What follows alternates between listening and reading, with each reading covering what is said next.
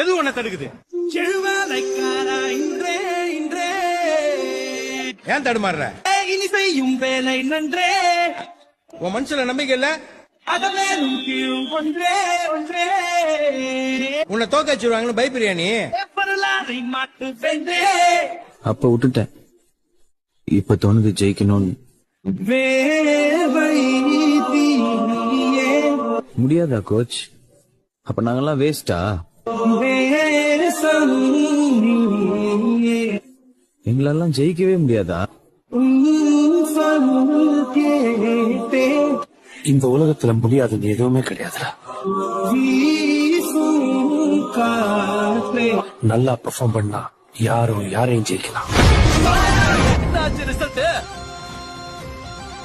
IPS. Sir